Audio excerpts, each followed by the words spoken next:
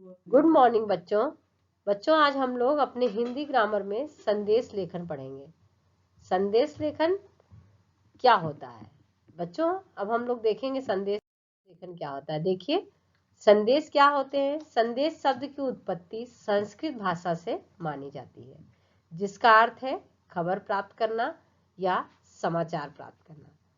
जब किसी परिस्थिति में कोई व्यक्ति किसी कारणवश अपनी कोई बात या जानकारी किसी दूसरे व्यक्ति तक सीधे नहीं पहुंचा सकता, तब वह व्यक्ति अपनी बात या जानकारी या समाचार या खबर को संदेश के जरिए दूसरे व्यक्ति को पहुंचाता है। जब अपनी बात ऐसे नहीं किसी के पास पहुंचा सकते तो संदेश के जरिए जो है अपनी बातों को पहुंचाते हैं। संदेश एक ऐसा साधन है जिसके द्वारा जानकारी को किसी व्यक्ति विशेष या किसी समूह द्वारा किसी दूसरे व्यक्ति विशेष या समूहों में भेजा जाता है। एक व्यक्ति विशेष से दूसरे व्यक्ति विशेष को या एक समूह से किसी दूसरे समूह को भेजा जाता है। ये संदेश लिखित या मौखिक दोनों प्रकार के हो सकते हैं। संदेश सुखद और दुखद दोनों तरह के हो सकते हैं। संदेश व्यक्तिगत और सामूहिक दोनों तरह के हो सकते हैं। किसी संदेश को भूतकाल, वर्तमान काल व भविष्य काल अर्थात किसी भी काल में लिखा जा सकता है। तो हम लोग क्या देखें कि संदेश जो है दूसरे तक अपनी बात को, समाचार को पहुंचाने का एक माध्यम है, और यह मौखिक भी होता है, लिखित भी होता है। सुखद और दुखद हर तरह के संदेश होते हैं। अब बच्चों हम लोग देखेंगे कि संदेश कई कारणों के परिणाम स्वरूप लिखा जाता है। कब लिखते हैं हम संदेश को? संदेश औपचारिक, अनौपचारिक दोनों तरह के हो सकते हैं। अनौपचारिक संदेश किसे कहते हैं? अनौपचारिक संदेश जिसे व्यक्ति संदेश भी कहा जाता है। व्यक्तिगत संदेश, पर्सनल जिसको बोलते हैं, व्यक्तिगत संदेश भी अनौपचारिक कहा जाता है। वह किसी अपने करीबी को कोई संदेश, सूचना या जानकारी देने के लिए लिखा जाता है। जैसे अनौपचारिक पत्र होते हैं, किसी अपने करीबी को देते हैं, भाई बहन, मित्र, अंकल आंटी, उसी तरह जो है ये भी होता है। अनौपचारिक संदेश उन संदेशों को कहते हैं जो अपने परिजनों, मित्रगणों, रिश्तेदारों या घर के किसी सदस्यों को लिखे जाते हैं।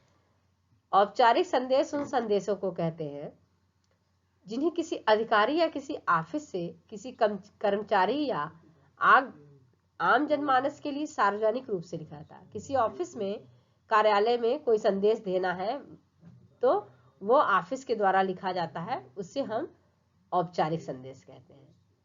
अगर संदेश किसी नेता या अभिनेता द्वारा दिया जाता है तो आम लोगों को प्रभावित करने के उद्देश्य से लिखा जाता है। इस प्रकार से संदेश को सार्वजनिक संदेश कहते हैं। बच्चों, आजकल संदेश भेजने के कई बेहतरीन माध्यम खोजे जा चुके हैं। इन बेहतरीन माध्यमों में संदेश भेजने के सबसे बेहतरीन माध्यम है व्हाट्सएप। सभी लोग आप जानते हैं मैसेज कैसे सेंड किया जाता है। एसएमएस, ईमेल, फेसबुक, ट्विटर आदि अनेक सोशल मीडिया प्लेटफॉर्म है जिसके जरिए संदेश भेजे जा सकते हैं। इन माध्यमों से हम अनेक व्यक्तियों तक हम अपनी बात या किसी जानकारी को कम समय में अनेक व्यक्तियों तक हम अपनी जानकारी को पहुंचा सकते हैं। जो हमारे यहाँ पर जो प्लेटफॉर्म हमने बताया है उन माध्यमों से हम पहुंचाते हैं। अब देखिए बच्चों, संदेश लेखन के प्रकार, कितने तरह के संदेश लिखे जाते हैं, किस समय लिखे जाते हैं। तो देखिए बच्चों, पहला है शुभकामना संदेश, दूसरा है किसी पर्व व त्योहार पर संदेश, तीसरा है शोक संदेश, चौथा है व्यक्तिगत संदेश और पांचवा है सामाजिक संदेश। अब हम लोग वन बाय वन सभी संदेश के बारे में देखेंगे। पहला देखिए, शुभकामना संदेश। शुभकामना संदेश उन संदेशों को कहते हैं जो मुख्य रूप से किसी व्यक्ति के जन्मदिन, सालगिरह, विद्यार्थी को उसकी परीक्षा में पास होने पर, अच्छी सफलता प्राप्त करने पर या किसी को नौकरी में पदोन्नत होने पर भेजे जाते हैं। उसे हम शुभकामना संदेश कहते हैं। कहने का अभिप्राय यह है कि शुभकामना संदेश में वे संदेश आते हैं जिन्हें खुशी के अवसर पर भेजा जाता है। खुशी के अवसर पर भेजा जाता है, उसे हम शुभकामना संदेश कहते हैं। दूसरा संदेश है पर्व व त्योहार संदेश। पर्व व त्योहार संदेश, पर्व व त्योहार संदेश में वे संदेश आते हैं जैसे विशेष पर्व पर, दिवाली पर भेजना है शुभ संदेश, त्योहारों के वक्त लोग रक्षाबंधन पर भेजते हैं, स्वतंत्रता दिवस पर, क्रिसमस पर, इन सभी त्योहारों पर जो संदेश भेजते हैं उन्हें हम पर्व एवं त्योहार के संदेश कहते हैं। मेरा कहने का तात्पर्य यह है कि पर्वों व त्योहारों पर किसी व्यक्ति को दी जाने वाली शुभकामना या संदेश को, जो शुभकामना या संदेश होती है, उसी को पर्व एवं त्योहार के संदेश कहते हैं या पर्व एवं त्योहार के संदेश के अंतर्गत आते हैं। थर्ड पॉइंट है शोक संदेश। शोक क्या होता है? दुख, किसी लॉस होने पे, किसी चीज की, किसी की मृत्यु होने पर, कोई दुर्घटना होने पर जो हम शोक संदेश, ये सारे शोक संदेश के अंतर्गत आते हैं। इसमें दुखद समाचार व्यक्ति देता है। इस तरह के संदेश को किसी व्यक्ति की पुण्यतिथि पे, जैसे किसी की मृत्यु हो जाती है, किसी का पुण्यतिथि है, वो मृत्यु पर लोगों को भेजे जाते हैं, वो संदेश कहलाते हैं। किसी भी तरह की दुर्घटना और जानकारी द्वारा भी दुर्घटना की भी जानकारी इस शोक संदेश के माध्यम से दी जाती है। देखिए नेक्स्ट क्या है, व्यक्तिगत संदेश। व्यक्तिगत संदेश में जैसा कि पहले आप लोगों को बताया गया है कि व्यक्तिगत संदेश मीन्स औपचारिक ना होकर के अनौपचारिक संदेश। व्यक्तिगत संदेश वे संदेश आते हैं जिनमें कोई जानकारी केवल अपने नजदीकी व्यक्तियों को दी जाती है। इन संदेश में परिजनों को बधाई, शुभकामना संदेश आदि आते हैं। ये व्यक्तिगत संदेश है। फिफ्थ नंबर पे है सामाजिक संदेश। सामाजिक संदेश वे संदेश है जो सभी उसमें वे संदेश आते हैं जिसमें कोई ऐसी जानकारी लिखी जाती है किसी एक व्यक्ति की नहीं बल्कि समाज में रह रहे उन सभी व्यक्तियों से जुड़ी होती है। एक पर्सनल नहीं होती, व्यक्तिगत नहीं होती, समाज के सभी व्यक्तियों से जुड़ी होती है। इन संदेशों में धार्मिक व सामाजिक कार्यक्रम से जुड़े आयोजन के संदर्भ में दिए जाने वाले संदेश शामिल हैं।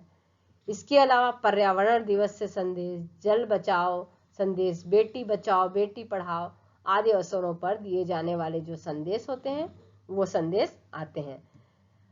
नेक्स्ट है मिश्रित संदेश। मिश्रित संदेश, मिश्रित संदेश जैसे वर्तमान में चल रही कोरोना महामारी से संबंधित कोई जानकारी देने वाला संदेश मिश्रित संदेश। डेंगू, मलेरिया आदि से संबंधित संदेश, बाढ़, भूकंप आदि से संबंधित संदेश, इस प्रकार के संदेश के अंतर्गत आते हैं।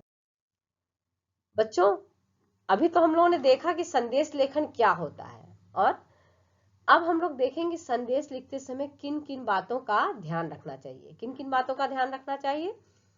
सबसे पहले संदेश को किसी सीमा रेखा जैसे बॉक्स या गोले के अंदर लिखा जाना चाहिए। अभी मैं आपको फॉर्मेट दिखाऊंगी। तो सबसे पहले जैसे हम लोग विज्ञापन लेखन लिखते हैं, सूचना लिखते हैं, उसी तरह संदेश को बॉक्स के अंदर लिखना चाहिए। संदेश की शुरुआत में संदेश शब्द अवश्य लिखना चाहिए।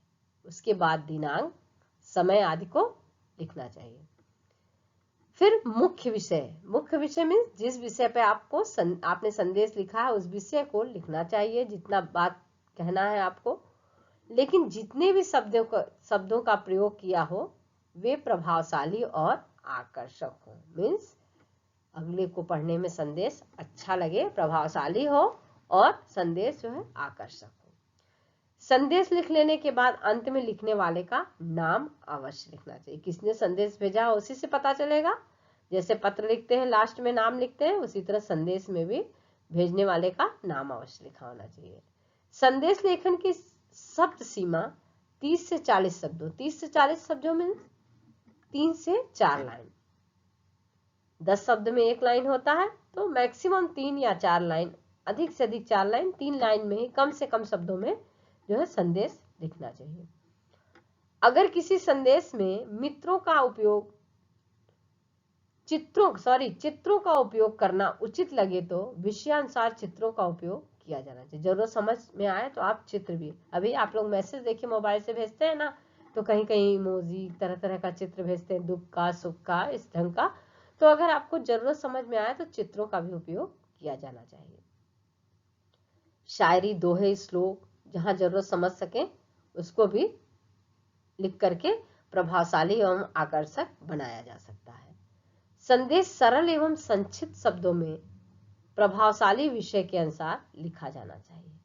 संक्षिप्त, बहुत बड़ा नहीं कि आधा पन्ने का संदेश लेखन लिख दिया, छोटा सा 2 से 3 लाइन में लिखा होना चाहिए। संदेश के विषय के अनुसार संदेश को सुंदर बनाने के लिए रंगों का भी, जरूरत समझिए तो आप कलर का भी प्रयोग कर सकते हैं। संदेश के अंदर इधर उधर की फालतू बातों को नहीं लिखना चाहिए।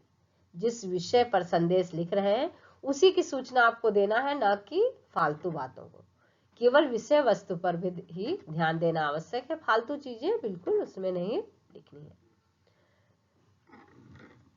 शब्द सीमा तो हम लोगों ने देख लिया कि 30 से 40 शब्दों की शब्द सीमा होनी चाहिए।